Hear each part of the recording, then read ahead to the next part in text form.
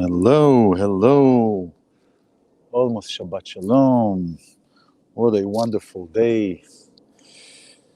Except for the mic. Well, let's see who is here. It's great. We're in a great, energetic time. Just all around. It's just wonderful. All right. Come on. Hello. There we go. That is it. Hello, hello, hello.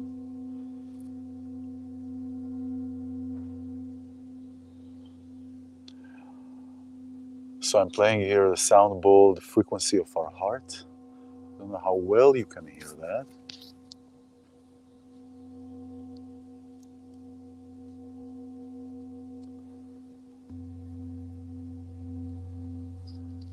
Yeah, just connecting back to our essence, connecting back to our heart, which actually transmits more to our brain than the other way around.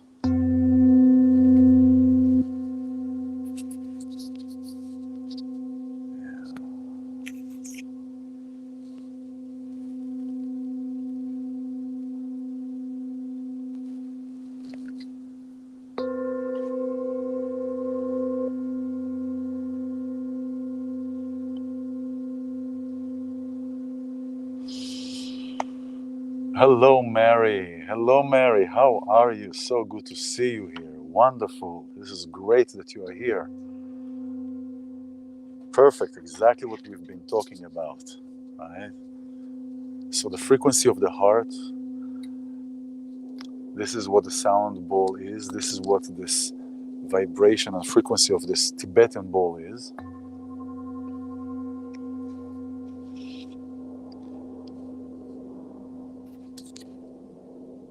Wonderful. Good for you, Mary. Good for you. Good for you. Courage. Right. The courage that when we are embracing the courage, we can do so many great things. So many great things. This is great. So this is just a taste of what a sound therapy and how we can manifest and heal and get what we want through different tools. One of the great tools that I found is sound. The power of, for example, Tibetan bowls, the power of our voice, the frequency of our voice. What place do we inhabit within ourselves when we are seeking to advance, when we're seeking to heal, when we're seeking to create, when we're seeking to manifest? What place within ourselves we inhabit? What frequency we are inhabiting? What frequency are we ringing within us? I have to put these so I can... Wonderful, wonderful, wonderful. So it is all about sound, really, the way I look at it. The world was created with 10 utterances. The world was created with vibration. The world was created with sound, with words, with utterance of words. And this is also the topic of the Parsha, the Torah portion, which beautifully and not coincidentally fits exactly to every week's vibration, every week's intention, every week's frequency of what is happening around us. So above, so below, and what is happening in us. And what is happening here is also happening where you are, because we're together now. So this is great. This is great. At the end, I will post the links to visit some of the sound sessions that I'm doing. But I want to focus on how we can bring sound and how we can use sound in today's context. And what I want to talk about today is about lifting up, bringing ourselves up. And I will bring it through, and we'll play with this a little bit more. This is just to bring you in. And this portion of the week, Shabbat Shalom, Ronen, Shabbat Shalom. This portion of the week, portion Ki Tisah. Ki Tisah means so you shall lift up. It's talking really about the when God is talking to Moses, telling about giving the orders and the instructions to the people, the Israelites, to bring half a shekel, half a coin, to build the temple and to for the services, and for all the services that are needed. I'm not going to dive into the laws and into the intricacies of what is exactly talking about in the parasha and how to do it and what to do it. But I want to focus on what I see part of the essence of what this Torah portion is and how does it affect our existence. So Tisah is saying, first of all, tell the people of Israel, and again, the Torah is not only for Jews. It's not only for Judaism. It's not only for the Jewish people. The Torah is for everyone. It's for everyone. And the Torah is a wonderful book of life and a wonderful book of how we are in this world. So he's saying, remind them that they should keep their heads up. Remind them that despite what is happening, remind them to keep their heads up. And to be careful, this is not from a place of ego. It is not an egoic place. On the contrary, it's a place of potential. Why? Because he's saying everybody bring half a shekel, half a coin, not a whole coin, so everybody is thinking, oh, I'm complete, I'm whole, I'm perfect. No, half. Why half? Think about the concept of the half glass is full or the half glass is empty, right? Our perception many times, if not all the time, our perception is what brings us in or brings us out, within or without. Our perception is what is channeling our energy or plummeting our energy. Our perception, how we look at things, and how we perceive things leads us to how we believe in things. How we believe in things leads us to what actions we take. And so the first thing I want to just put out here, and this is I say to everybody who I work with and who I talk with, is that everything physical, everything in this world, everything in this dimension and what we see, everything physical has a spiritual reasoning and cause. Everything physical, everything that we do, everything that is happening, people that we meet, something that is happening, we're losing our job, we quit our day job, right? Everything has a spiritual reason and cause. And we can look at it as our spiritual, our reason for our journey in creating our meaning, in creating the purpose. Just like the famous $64,000 question of what is the meaning of life? To make meaning, really, in a simple but truthful way. To make meaning. We're all the time looking to make meaning of this, to make meaning of that. Is this affecting me? Why is this affecting me? Why is this person affecting me the way they're affecting me? Right? So the remind them to look up and to go with a straight head. For example, if we look at the animal kingdom, animals, they walk with their head down. They're all the time down. The animals have a purpose.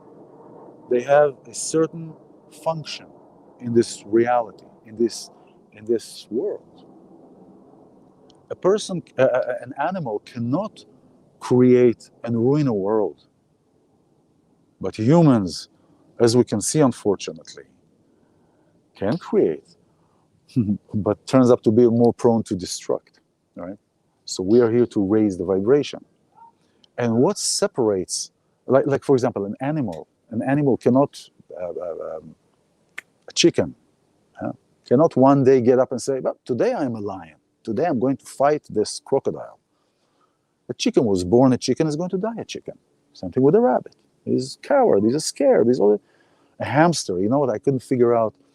I was trying to figure out what is the purpose of a hamster. I'm imagining the life of a hamster. Eat me, feed me, don't kill me. Like that's the whole purpose of a hamster, right? But everything has a purpose. So an animal always looks down. Their head is down, all the time down. Animal cannot create and win a world. Human can. And what separates us from the animal kingdom? The speech. The speech. The speech separates. The speech allows us. The speech allows us through our conscious understanding. There's a difference between the awareness and consciousness. Through our conscious understanding of what we can do, of how we are, we can create.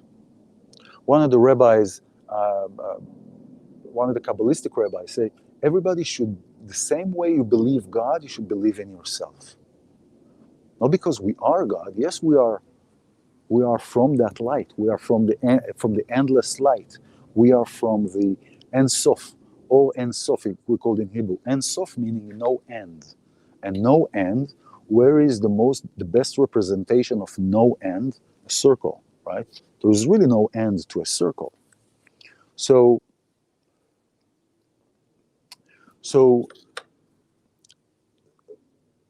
look at when we look at how we are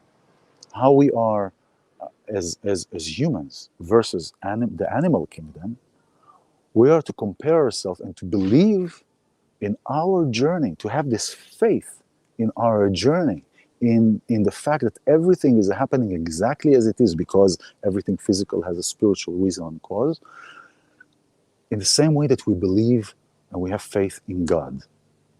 Not to come from an egoic place, but to come from an understanding place that you are unique. And how is this uniqueness being presented in this portion, in this parasha? It is presented in this half a shekel, and the half a coin that is not whole. Again, if we look at the half full, half empty glass, the half a shekel represents of what is there of the potential. The half a shekel represents the potential that we come with to the world. So when we see somebody with great talents, we see somebody with great ability to sing, to play, to speak, to draw, to any kind of thing, to do computer, whatever that is, everybody has their own box of crayons. Everybody has their own box of crayons, and everybody's given a sheet of paper, a sheet of paper, right? And on that sheet, that's the unseen half. So the half a shekel, the half a coin, everybody comes here with a potential. How we complete that coin, that makes us the unique that we are. That makes us the unique that we are. How we are drawing that painting. Are you using all 20 colors that you received in that crayon box? Or are you using only 5 or 3? Did I say 5? Well, 5. Here is the 5th. Are we using 5 colors? Are we using 3 colors? Are we using the 20 colors? Are we creating this picture on the right side of the page? Are we fulfilling the page? Are we drawing everything? Are we filling every inch on the paper with color? Sometimes that also can be too much, because if you have taken photography or you've taken drawing, negative space is as important as the positive space of an image. A negative space is if I see somebody in a frame, if you look at me in a frame, all around me is a negative space, right? Because that is the opposite of where I am. So if I would be like this, then there is more negative space, right? All right. So everybody is to look at themselves with the uniqueness that you are. And this is what the Torah portion is really talking about. Lift their head up, remind them that they are unique. Remind them that they are unique than everything else in the creation. As the Kabbalah says, everybody should look at the world as if the world was created for them. And I look at how we are and how I am, and I keep reminding myself, yeah, that's great. I look at the world as if it was created for me, but yet it's not all about me. And so there is here a balance, and and a harmony of how we look at the world and how we look at what we have. Are we more important than somebody else? What makes us more important and better than somebody else? What, the fact that somebody knows how to draw and the other person doesn't know how to draw? So he's more, obviously, so in a society language, somebody wants to recognize that person who is drawing because he's an artist. There's something to bring. But it doesn't make that person better than the other person. It doesn't make the person look above and say, oh, I'm better than you because I'm famous or any of that stuff. Everybody is unique and everybody has their own timing. Now, we are now in the month of Adar. The month of Adar is the month is where the holiday Purim is. Purim is the holiday where we are remembering the Jews in Persia, in Iran today, in Persia, that were sought out to be annihilated from existence. The difference is that Haman that wanted to annihilate the Jews wasn't just about, oh, don't practice this, practice something else, just don't bother me. It was to annihilate the existence, the spiritual existence, the spiritual understanding. So it is not about, this is what Purim is about, is to remember that. And Purim, Pur in Hebrew, means luck. Like a dice, like when you throw a dice, that kind of a luck. And the luck was overturned because Haman, who had everything, the entire country was bowing down to him. Everybody was bowing down to him. He was the second to the king. Everybody was bowing down to him, except for one person.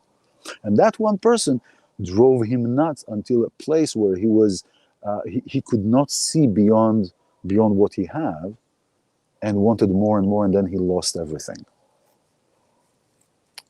And this is, and looking at our positive and looking at what we have is a great key for happiness. And this is what this month is about. The month of Adar is about happiness. It is commanded actually. We have to increase the level of happiness, increase the level of joy, increase the level of just being happy. And one of the ways of doing that is seeing what we have. I talked about this last time when I talked about self-love and different ways and gratitude. We're talking about gratitude. Gratitude is always the key for everything. Is the key for if we want to talk to somebody about something that is not comfortable for us. It is to approach somebody with something that we want. It is to ask for something, is to give something. If we are in gratitude, always this would be the bottom, the foundation of everything good. And so it is like in, let's say in a relationship, right? And in a relationship, a guy meets a girl, they get married. He says, well, like I know about the story that he said, well, she's not 100%, she's not complete, nobody is, but she has 70%. And she says the same thing, she said the same thing. He has 70%, he's not complete, but he has 70%, so, I like him and come together and compromise. So I said, well, there were other guys. Why didn't you meet with the other guys? Well, because I connect more on these matters, on these issues, and the other guys at 30% really of what I like, but they have only 30%. So that's why I get together with this person. So marriage happens, and then what happens many times, those 70% that recognize the other person became granted. It's there. It's for granted. I'm married to the person, it's for granted.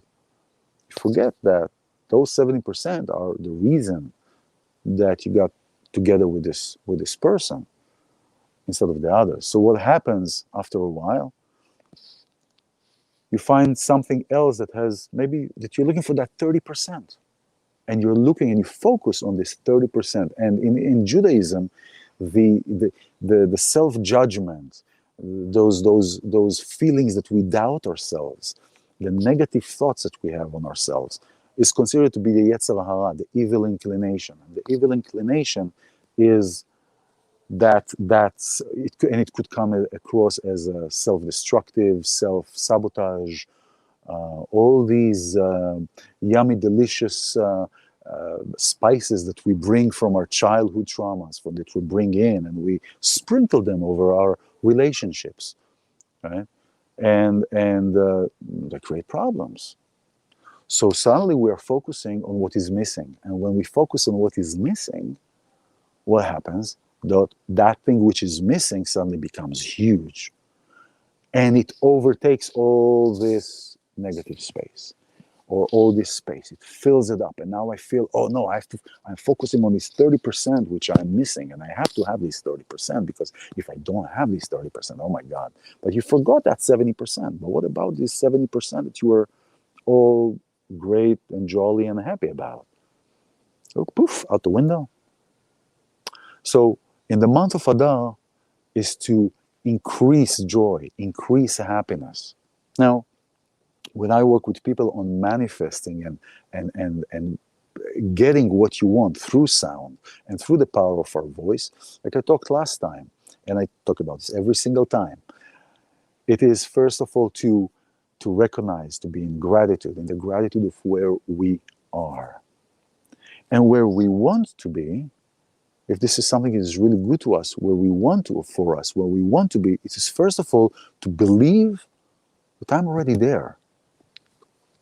Now, it is a process. It is a process that can take many meetings. It could be very fast. What I'm saying is that for many years, it could be 10, 15, 20, 30, 40, 50 years, that we've been living with limiting beliefs, limiting perceptions that, let's say I'm going to the right, and I don't go too far. I'm afraid to go too far, so I come right back.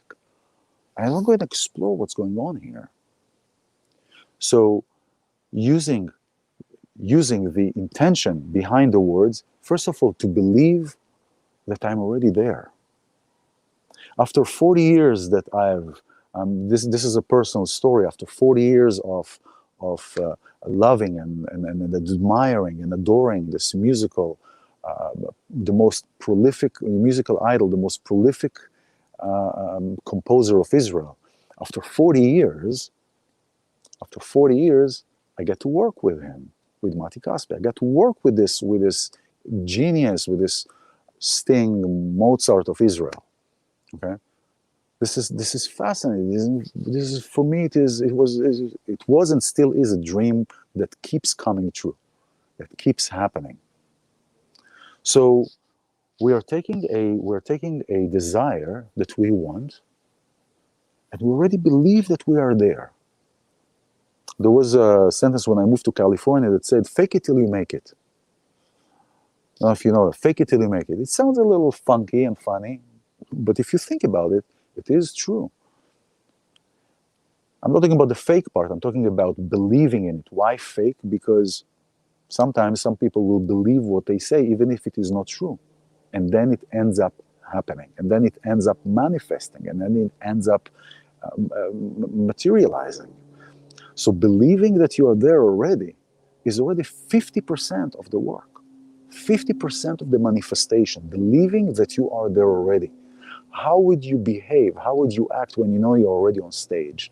How would you feel knowing that you're already on stage? Imagine yourself standing here doing exactly what you want to do, exactly how you want to live.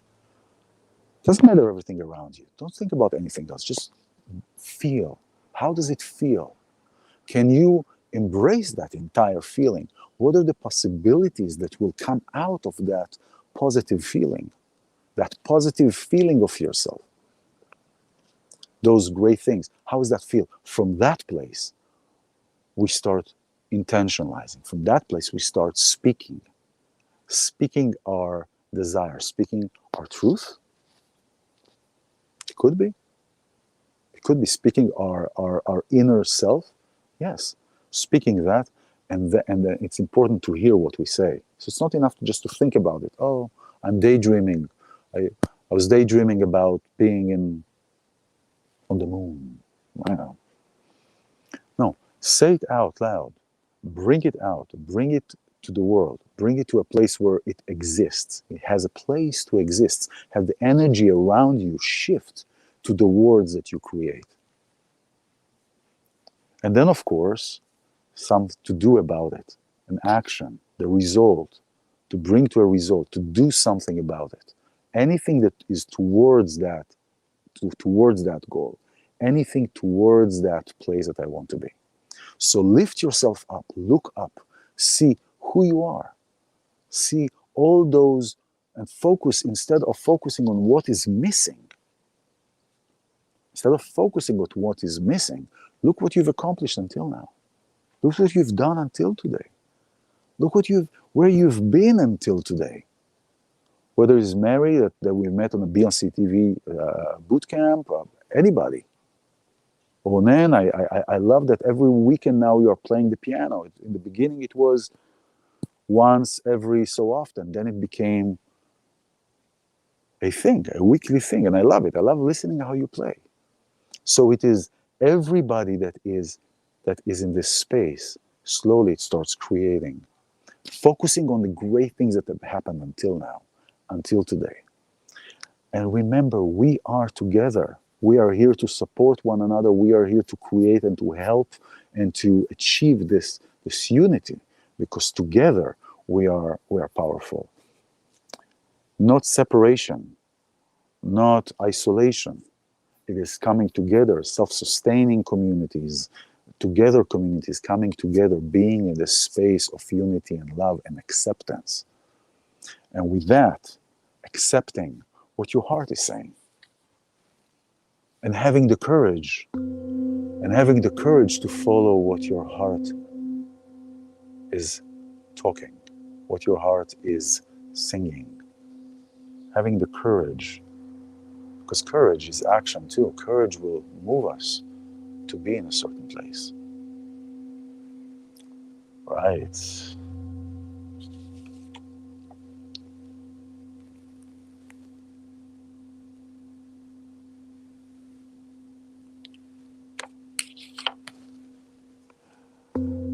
Shabbat Shalom, everyone. Have a wonderful, uplifting weekend and week and year and years to come.